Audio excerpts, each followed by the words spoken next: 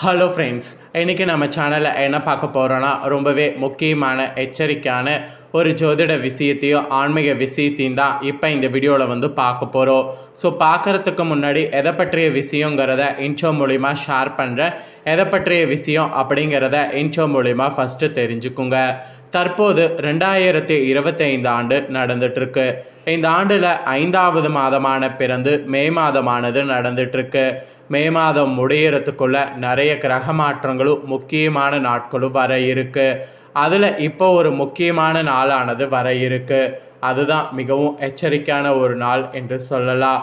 அது மே மாதத்துடைய 26ஆம் தேதி அன்று தமிழ் மாதம் விசுவாச ஆண்டுடைய 2வது மாதமான வைகாசியுடைய 12ஆம் நாள். கிழமை அன்னைக்கு திங்கக்கிழமை. இந்த நாள் அப்படி என்ன முக்கியமான நாள் அப்படின்னு கேட்குறீங்களா? இந்த நாள் அன்னைக்கு அமாவாசையானது வருது.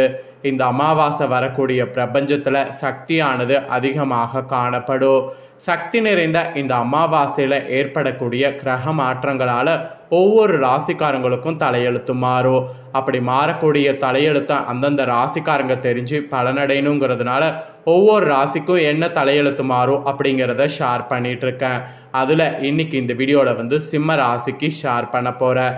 சிம்ம ராசியில் பிறந்த நேயர்கள் உங்களோட ராசிக்கு என்ன மாதிரி தலையெழுத்து மாறும் அப்படிங்கிறத இந்த வீடியோவில் தெரிஞ்சு அதற்கேற்ப நடந்து பலன் பெறுங்க. உங்களோட ராசி நட்சத்திரத்துக்கேற்ப இந்த அமாவாசையிலேருந்து என்ன பலன் பெறுவீங்க அப்படிங்கிறத உங்களுக்கு எக்ஸ்பிளைன் பண்ண போகிறேன். ஸோ என்ன பலன் பெறுவீங்க அப்படிங்கிறத உங்களோட ராசி நட்சத்திரத்துக்கேற்பவே தெரிஞ்சுக்குங்க. அது மட்டும் இல்லாமல் ஆன்மீக ரீதியாக இந்த ஒரு நாள் சாதாரண நாள் கிடையாது. மிகவும் சக்தி வாய்ந்த நாளாக சொல்லப்படுது. ஆன்மீக ரீதியாக இந்த சக்தி வாய்ந்த நாளில் உங்கள் ராசிக்காரங்க பண்ண வேண்டிய பரிகாரமும் இருக்குது. அதுவும் என்னங்கிறத இந்த வீடியோவில் சொல்ல போகிறேன். ஸோ எல்லாமே இந்த வீடியோவில் ரொம்ப சுவாரஸ்யமாக இருக்கும். ஸோ சிம்ம ராசிக்காரங்க வீடியோவை ஃபுல்லாக பாருங்கள். உங்களோட ராசி நட்சத்திரத்துக்கு என்ன மாதிரி அமாவாசையில் பலன் கிடைக்குங்கிறத தெரிஞ்சு அதற்கேற்ப நடந்து பலன் பெறுங்க. பிரபஞ்சத்தில் அதிக சக்தி நிறைந்த நாள்னா 2 தினங்களை சொல்லலாம். ஒன்று அமாவாசை, இன்னொன்று பௌர்ணமி. மாதந்தோறுமே அமாவாசை பௌர்ணமி வந்ததுக்கு பின்னாடி குறிப்பிட்ட சில நாட்கள் கிரகங்களிடையே சில மாற்றங்கள் ஏற்பட்டு அது ஒவ்வொரு ராசிக்கும் ஒவ்வொரு வகையில் தாக்கத்தை ஏற்படுத்தும். அதனால தான் அமாவாசையிலேருந்து என்ன நடக்குங்கிறத உங்கள் ராசிக்கு தெரிஞ்சு அதற்கேற்ப நடந்து பலனடைங்கிறத இந்த வீடியோவில் உங்களுக்கு ஷேர் பண்ணுறேன். ஃபஸ்ட்டு உங்களோட ராசிக்கு என்ன மாதிரி கிரகநிலைகள் அமைஞ்சிருக்குங்கிறத சொல்கிறேன். கிரகநிலைகள் என்ன மாதிரி அமைஞ்சிருக்குங்கிறத தெரிஞ்சுக்குங்க. சிம்ம ராசிக்காரங்க மகம், பூரம், உத்திரம் 1ஆம் பாதத்தில் பிறந்தவங்களுக்கு நான் சொல்லக்கூடிய கணிப்பு கரெக்டாக இருக்கும். ஸோ இந்த நட்சத்திரத்தில் பிறந்தவங்க வீடியோவை பாருங்கள். ஃபஸ்ட்டு கிரகநிலையை உங்களுக்கு ஷேர் பண்ணுறேன், அதை தெரிஞ்சுக்குங்க. ராசியில் கேது, கலஸ்தரஸ்தானத்தில் சனி ராகு, அஷ்டமஸ்தானத்தில் சுக்கிரன், பாக்கியஸ்தானத்தில் சூரிய புதன், தொழில் ஸ்தானத்தில் குரு சந்திரன், அயன சைன போகஸ்தானத்தில் செவ்வாய். இந்த மாதிரி கிரகநிலைகள் உங்களுக்கு வரப்போகுது. இந்த மாதிரி கிரகநிலைகள் வரக்கூடிய அடிப்படையில் தான் உங்களுக்கான பலன்கள் அமாவாசையிலிருந்து குறிப்பிடப்பட்டிருக்கு. ஃபஸ்ட்டு சிம்ம ராசி மகமில் பிறந்தவங்களுக்கு சொல்லப்பட்டிருக்கு. மகமில் பிறந்த சிம்ம ராசிக்காரங்களுக்கு இந்த மாத அமாவாசையிலிருந்து சக ஊழியர்களிடமிருந்து சகஜமாக பேசி பழகுவது நல்லது. அப்போ தான் பணவரவு உங்களுக்கு அதிகமாகும். எதிர்பார்ப்புகள்லாம் நீங்கள் எதிலோ உற்சாகமானது உண்டாகும். மன மகிழ்ச்சிக்காக பண செலவு செய்ய தயங்க மாட்டீங்க. நண்பர்களுடைய சேர்க்கையும் அவர்களால் உதவியும் கிடைக்கும். அதனால் நல்லா என்ஜாய் பண்ணும் என்பது சொல்லப்பட்டிருக்கு. அப்புறம் கலைத்துறையில் இருப்பவர்களாக இருந்தீங்கன்னா உங்களுக்கு புதிய வாய்ப்புகளானது தேடி தேடி வரும். கிடைக்கக்கூடிய வாய்ப்பினை பயன்படுத்தி கொள்வது புத்திசாலித்தனம். உடன் இருப்பவர்களை ஆலோசித்து காரியங்களை முன்னெடுப்பது உங்கள் வெற்றிக்கு தடை வராமல் காக்கும். அதனால் அந்த மாதிரி செயல்படுங்க. அரசியல் துறையில் இருக்கிறவங்களுக்கு கூட சாதகமான காலகட்டமாக இருக்கும். இருந்தாலும் புத்தி கூர்மையோடு செயல்களை ஆராய்ந்து செய்வது உங்களுக்கு நன்மையானது பயக்கும். அது மட்டும் இல்லாமல் மேலிடத்திற்கும் உங்களுக்கும் தேவையற்ற வாக்குவாதம் வரலாம். அதெல்லாம் தவிர்த்துக்கிறது ரொம்ப ரொம்ப ரொம்ப நல்லது. மாணவர்கள் நீங்கள் திட்டமிட்டு பாடங்கள் படிக்கணும். அப்போ தான் கல்வியில் வெற்றிக்கு உதவியாக இருக்கும். ஸோ மகமில் பிறந்த சிம்ம ராசிக்காரங்க இப்போ நான் சொன்ன இந்த பலன்களுக்கேற்ப இந்த அமாவாசையில் நடந்து பலன் பெறுங்க.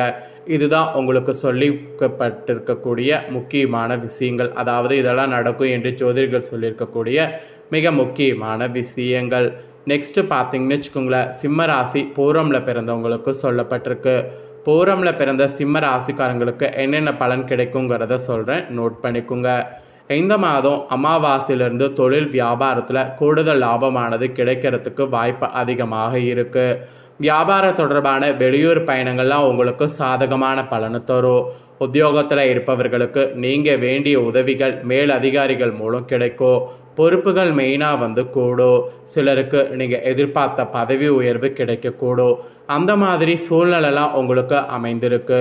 மெயினாக உத்தியோகத்தில் இருக்கிறவங்க திட்டமிட்டு காரியங்கள் செய்தீங்கன்னா எதிர்பார்த்த வெற்றியை நீங்கள் அடைய முடியும்.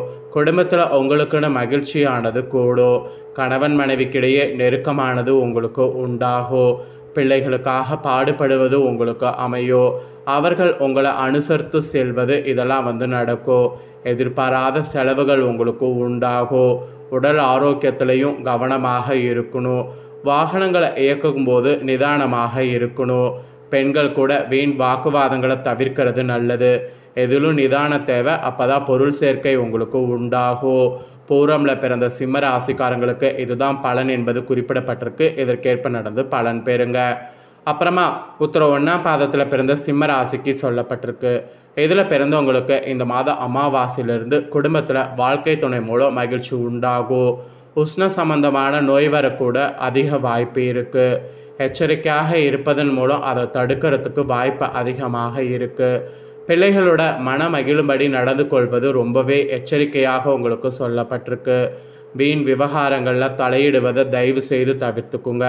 அதுதான் உங்களுக்கு நல்லது.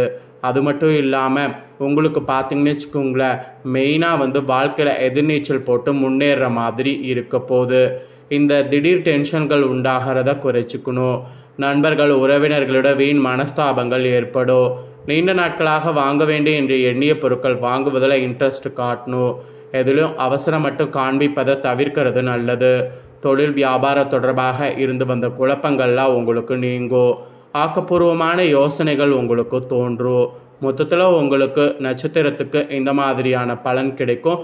இதற்கேற்ப நடந்துக்கணும் என்பது குறிப்பிடப்பட்டிருக்கு. அவ்வளோதாங்க. சிம்ம ராசிக்காரங்க, உங்களோட நட்சத்திரத்துக்கு ஏற்ப இந்த அமாவாசையிலிருந்து நீங்கள் பெறக்கூடிய பலன்கள் உங்களுக்கு ஜோதிடர்கள் இதுதான் குறிப்பிட்டிருக்கிறாங்க. ஸோ குறிப்பிடப்பட்டதை தெளிவாக உங்களுக்கு சொல்லிட்டேன். சொன்னதை தெரிஞ்சிருப்பீங்க. தெரிஞ்சதுக்கேற்ப நடந்து பலன் பெறுங்க. இப்போ இந்த வீடியோவில் அமாவாசை பரிகாரமாக ஒன்று செய்யணும். ஆக்சுவலி இந்த 3 தானங்களை உங்கள் கையால் இந்த அமாவாசையில் செய்துவிட்டால் போதும். 7 ஜென்ம பாவங்கள் தீரும். அது என்ன தானம் செய்யணும் அப்படிங்கிறத இந்த வீடியோவில் சொல்ல போகிறேன். இந்த தானத்தை பார்த்தீங்கன்னு வச்சுக்கோங்களேன், உங்கள் ராசிக்காரங்க எந்த நட்சத்திரத்தில் பிறந்திருந்தாலும் செய்யலாம், தப்பு கிடையாது. அமாவாசை என்றதுமே நம்ம நினைவுக்கு வருவது பித்திருக்களுடைய வழிபாடு. அடுத்ததாக செய்ய வேண்டியது குலதெய்வத்துடைய வழிபாடு.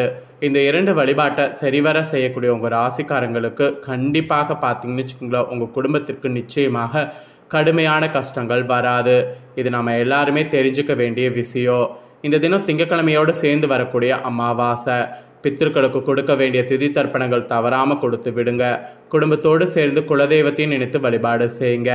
சரி, இது பொதுவாக எல்லாரும் அமாவாசை தினத்தில் செய்யக்கூடிய ஒரு வழிபாட்டு முறை. நம்மள பல பேருக்கு தெரியாமல் இருக்கக்கூடிய இன்னொரு விஷயம் இருக்குது. இந்த விஷயங்களெல்லாம் தாண்டி நம்ம வேறு சில விஷயங்களை இந்த அமாவாசை நாளில் செய்வதன் மூலம் செய்த பாவங்கள் குறையும் என்று சொல்லப்படுது. அந்த வரிசையில் இந்த அமாவாசை தினத்தில் நாம் செய்ய வேண்டிய 3 தானங்கள் என்னென்ன என்பதை தான் இப்போ நான் உங்களுக்கு சொல்ல போகிறேன். அமாவாசை தினத்தில் செய்ய வேண்டிய அந்த 3 தானங்களை பற்றி தெரிஞ்சுக்குங்க. அமாவாசையில் ஃபஸ்ட்டு செய்ய வேண்டிய தானம் அகத்திக்கீரை. அகத்திக்கீரையை வாங்கி பசுமாட்டிற்கு தானமாக கொடுக்கணும். அப்புறம் 2வது இந்த நாளில் தானமாக கொடுக்க வேண்டியது வாழைப்பழம். வாழைப்பழத்தை வாங்கி அதையும் பசுமாட்டுக்கு தானமாக கொடுக்கணும். இது 2 கொடுத்தாலும் தவறு கிடையாது, 1 கொடுத்தாலும் தவறு கிடையாது. இதை கண்டிப்பாக செய்யணும்.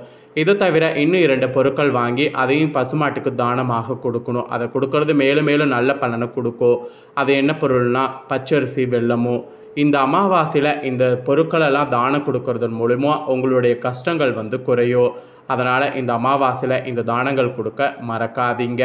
இது தாங்க உங்களோட ராசிக்கு சொல்லப்பட்ட பரிகாரம். உங்களோட ராசிக்கு பரிகாரம் என்ன, உங்களோட ராசி நட்சத்திரத்துக்கு என்ன பலன் கிடைக்கும் அப்படிங்கிறத தெளிவாக இந்த வீடியோவில் நீங்கள் தெரிஞ்சு பயனடைஞ்சிருப்பீங்க.